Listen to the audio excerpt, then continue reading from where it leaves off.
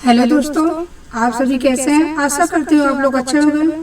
दोस्तों, क्या आप जानते हैं कि मुस्लिम शासक को जगत गुरु कहा गया? घोड़े को दागने की प्रथा किसने शुरू की? मूर्ख शासक किसे कहा गया? भारत का जानकार अल-बिरूनी को क्यों कहते हैं? इन सभी प्रश्नों के उत्तर की जानकारी के लिए मेरे साथ थोड़ी देर बने रहिए।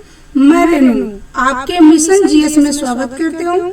आइए दिल्ली सल्तनत भाग 3 के कुछ इम्पोर्टेंट क्वेश्चन देखते हैं।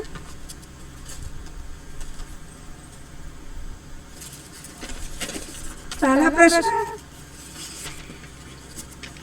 सल्तनत काल में फवाजील का अर्थ था? ऑप्शन सी क्या है? इक्का द्वारा सरकारी खजाने में जमा की जाने वाली अतिरिक्त राशि। इक्का द्वारा सरकारी खजाने में जमा की जाने वाली अतिरिक्त राशि। आंसर कौन सा है? Option C.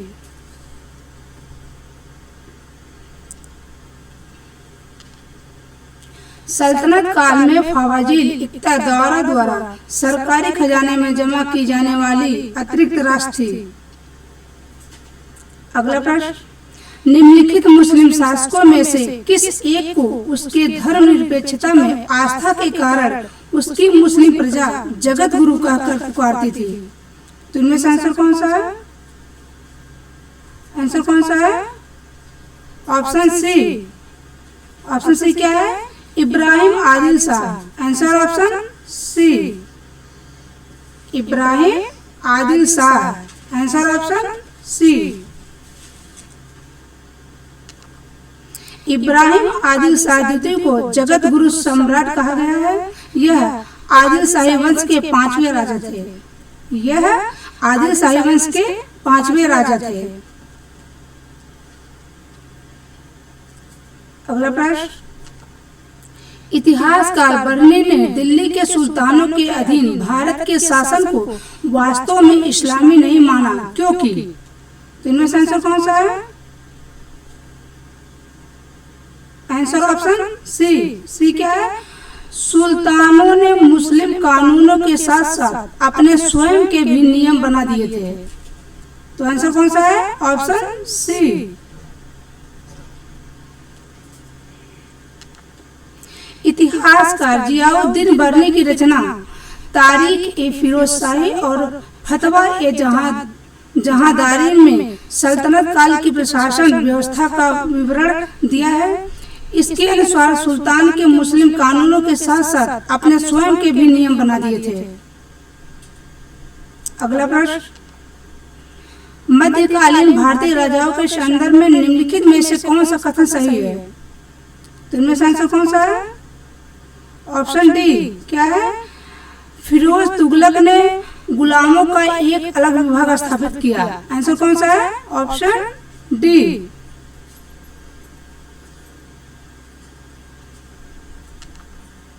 बलबन ने सर्वप्रथम दीवान ए आरी स्थापित किया था।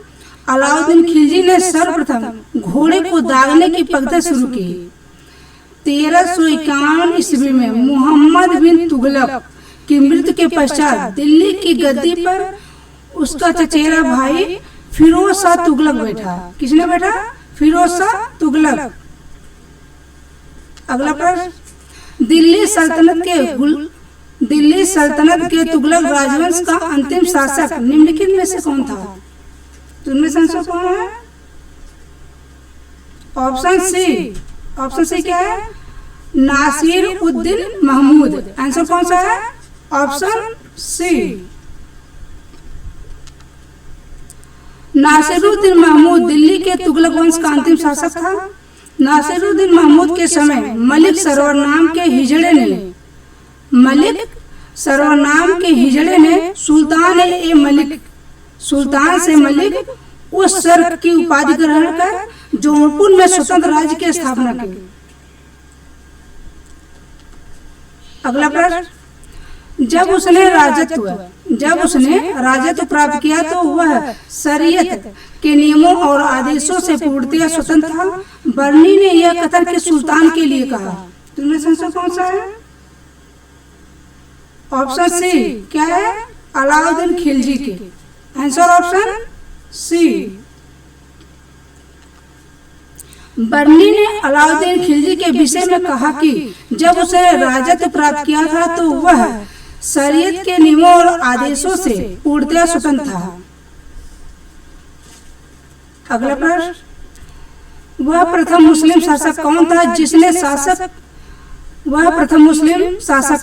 जिसने शासन के सिद्धांत को राजाओं के ईश्वरीय अधिकार सिद्धांत के समान प्रतिपादित किया था? तो इनमें से आंसर कौन सा है? ऑप्शन सी क्या है, Balban. Answer option C. Balban ने शासन के सिद्धांत को ईश्वरीय अधिकार के समान प्रतिपादित किया था। यह सिद्धांत ईरानी सिद्धांत पर आधारित था। यह सिद्धांत ईरानी सिद्धांत पर आधारित था। अगला प्रश्न, इन शासकों में से किसने अपनी सैन्य टुकड़ियों को 200, 250 एवं 500 की इकाइयों में विभाजित किया था? तो इनमें से आंसर कौन सा है?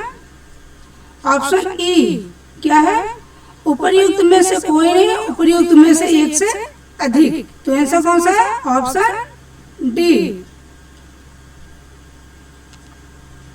शेर शाह सूरी और उसका उत्तराधिकारी पुत्र इस्लाम शाह सूरी ने अपनी सैन्य व्यवस्था में सैन्य टुकड़ियों को 200, 250 तथा 500 की इकाइयों में विभाजित किया था।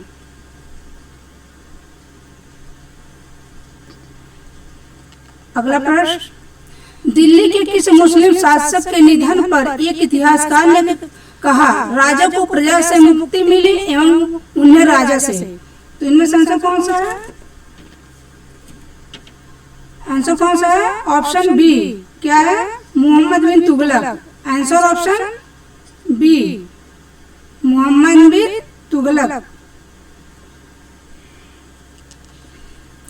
राजा को प्रजा से मुक्ति मिली एवं उन्हें राजा से, यह कथन बदायूं का महमूद बिन तुगलक के बारे में है। 1325 ईस्वी में जुमा खान युवराज ने मोहम्मद बिन तुगलक की उपाधि धारण की थी। मोहम्मद बिन तुगलक भारत के प्रशासनिक और राजनीतिक एकता के पक्षधर थे। 1327 ईस्वी में उसने वारंगल में पर अधिकार कर लिया। मोहम्मद बिन तुगलक को मूर्ख शासक कहा गया। मोहम्मद बिन तुगलक को मूर्ख शासक कहा गया। अगला प्रश्न, मंगोल आक्रमणकारी चंगेज खां भारत की उत्तर पश्चिम सीमा पर निम्न में से किसके काल में आया था? मंगोल आक्रमणकारी चंगेज खां भारत की उत्तर पश्चिम सीमा पर निम्न में से किसके काल में आया था? इनमें से आंसर कौन सा है? किसके काल में? ऑप्शन बी क्या है, इल्तुतमिश के काल में। Answer option B. मंगोल आक्रमणकारी चंगेज खां जलालुद्दीन मंगवर्णी का पीछा करते हुए भारत तक पहुंच गया था। उस समय दिल्ली सल्तनत पर इल्तुतमिश का शासन था। उस समय दिल्ली सल्तनत पर इल्तुतमिश का शासक था। अगला प्रश्न, निम्नलिखित में से कौन सी एक विशिष्टता एकता व्यवस्था की नहीं है? निम्नलिखित में से कौन सी एक विशिष्टता एकता व्यवस्था की नहीं है? तो इनमें से आंसर कौन सा है? आंसर कौन सा है? ऑप्शन सी क्या है, एकता से एकत्रित राजस्व सीधा सुल्तान के खाते में जाता था। तो आंसर कौन सा है? ऑप्शन सी।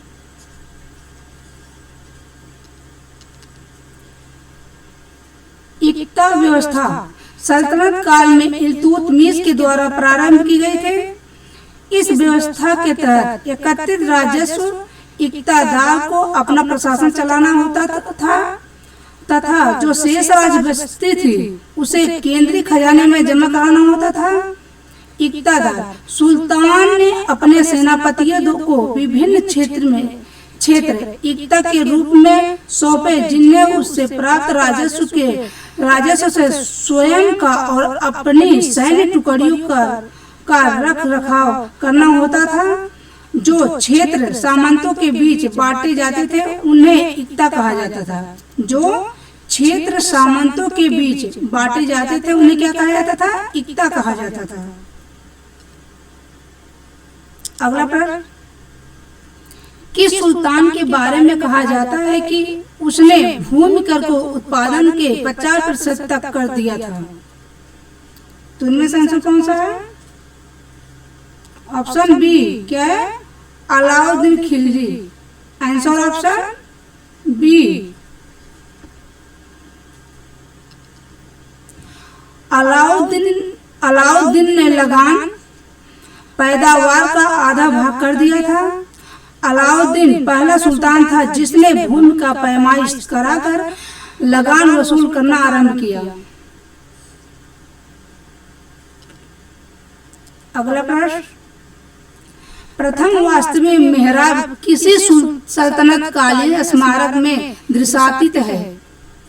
प्रथम वास्तविक मेहराब किसी सल्तनत कालीन स्मारक में दृश्यत है? तो इनमें से आंसर कौन सा है? ऑप्शन बी क्या है? बलबन का मकबरा। Answer option B.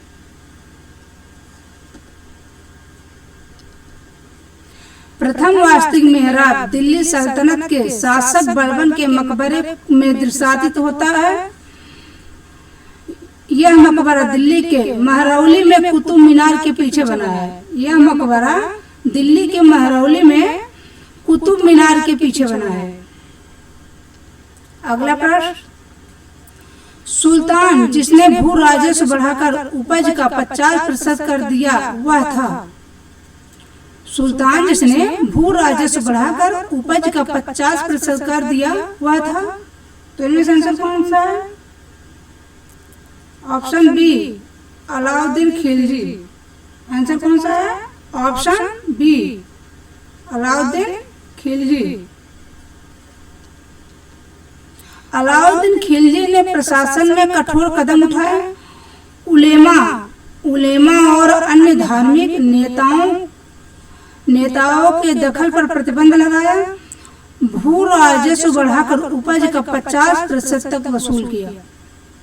भू राजस्व बढ़ाकर उपज का 50% तक वसूल किया। अगला प्रश्न, घोड़े के नाल का आकार की मेहराब सर्वप्रथम प्रयोग में लाई गई थी। घोड़े के नाल के आकार की मेहराब सर्वप्रथम प्रयोग में लाई गई थी। तो इनमें से आंसर कौन सा है?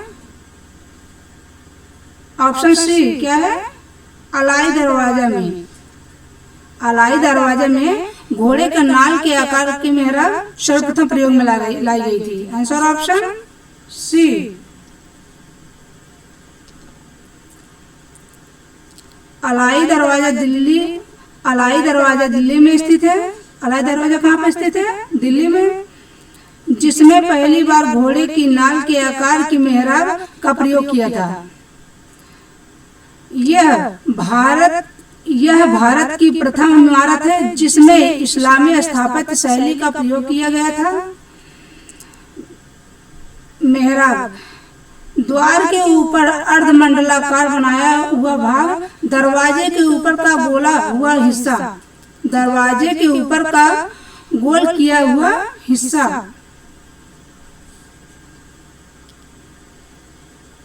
अगला प्रश्न, चंगेज खान के नेतृत्व में मंगोल ने भारत में किसके समय में आक्रमण किया था? किसके समय में आक्रमण किया था? इनमें से आंसर कौन सा है? ऑप्शन सी क्या है? इल्तुतमिश के। Option C, answer option C, Iltutmish के समय में आक्रमण किया था मंगोलों ने। Answer option C. इल्तुतमिश के काल में चंगेज खां के नेतृत्व में मंगोलों ने भारत पर आक्रमण किया। किसने किया था? मंगोलों ने भारत पर आक्रमण किया था। इल्तुतमिश ने इक्वा प्रथा चलाई तथा कुतुब मीनार का निर्माण पूरा कराया। कुतुब मीनार को बनाने की शुरुआत कुतुबुद्दीन ऐबक ने की थी।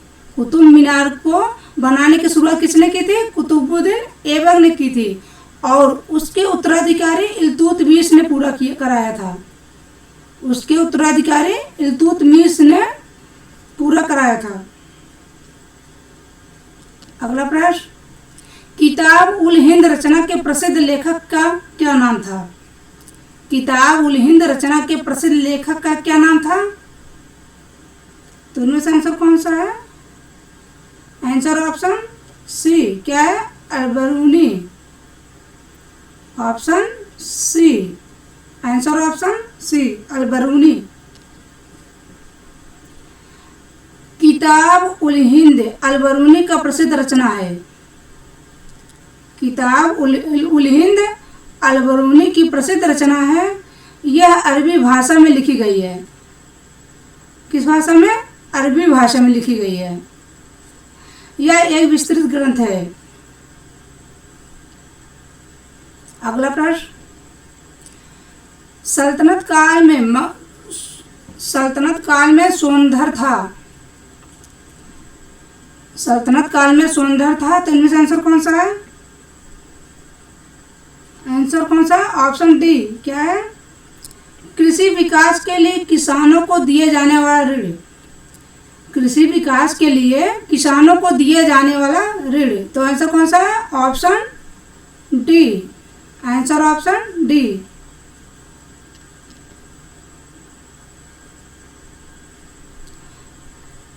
सल्तनत काल में ऋण विकास के लिए किसानों को दिए जाने वाला ऋण क्या कहलाता था? सोनधर कहलाता था।